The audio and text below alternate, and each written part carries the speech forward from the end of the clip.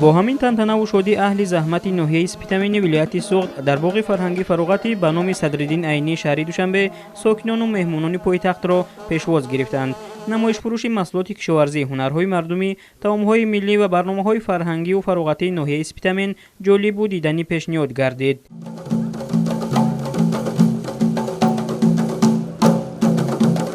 نمایندگان دستگاه اجرایی پرزیدنت جمهوری تاجیکستان و رهبریت مقامات اجرایی حکومت دولتی ناحیه سپیتامین و ناحیه اسماعیل سامانی پایتخت از نمایش محصولات کشاورزی، هنرهای مردمی و دستاوردهای اهل زحمت این ناحیه دیدن کردند. طبق معلومات اهل زحمت ناحیه سپیتامین با استفاده از امکانات و شرایط موجوده همساله نزدیک 40 نوع محصولات کشاورزی را پرورش میکنند.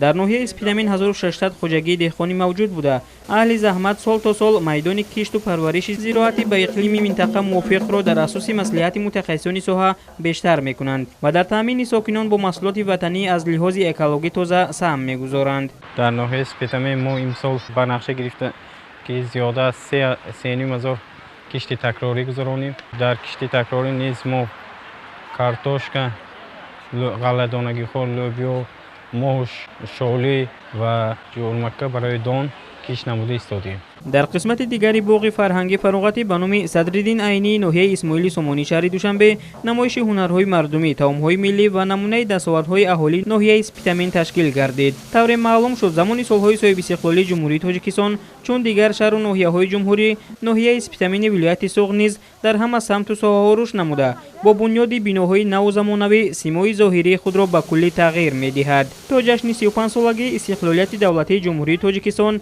این ناحیه باز هم آبادتر و زیباتر خواهد شد. بخشیده به جشن 35 سالگی استقلالیت دولتی جمهوری تاجیکستان در ناحیه 225 عدد بنا و انشاءات‌ها به نقشه گرفته شدند که عین حال ساختمان این بناها جریان دارد و ما تصمیم گرفتیم که زیاده از 1000 انشاءات‌ها بخشیده به این ایده فرخنده بنا و انشاءات‌ها را سپاریم. هنرمندان ناحیه سپیتامین با ذوق بلند در نمایش هنرهای مردمی شرکت نموده استعداد و هنر خود را پیشنهاد ساکنان پایتخت نمودند. اهالی ناحیه مخصوصا زنان و بانوان پرهنری آن در گوشه‌های الهیده نمونه هنرهای دستی، رسامی، نان و خوراک‌های ملی و غیره را نمایش دادند.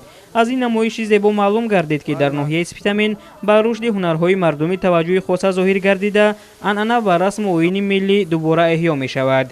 تمام ساکنان ناحیه از شکرگزاری از صلح و ثبات کشور تحت راهبری پیشوای معظم ملت و تمام آن نیرو و کوشش خود را صرف نموده بهر آبادی کشور زحمت کشیده ایستادند و بهر سزاوار جشن گرفتن 35 سالگی استقلال دولتی جمهوری تاجیکستان کوشش می نماییم بار دیگر با دستاوردهای نظررسی مهنتی این جشن بزرگ ملی را قید نماییم.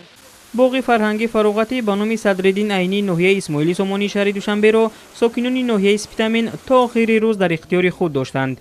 بگوی روزی در آمفی‌تئاتر این باغ با اشتراک هنرمندان بخش فرهنگی ناحیه سپیتامین برنامه جالب و پرشکوه فرهنگی دایر گردید. در آغاز مسئولین سخنرانی نموده از رشد و پیشرفت تاجیکستان صاحب استقلال تحت رهبری اساسگزار صلح و وحدت ملی پیشوای ملت پرزیدنت جمهوری تاجیکستان محترم امامعلی رحمان یادآور شدند.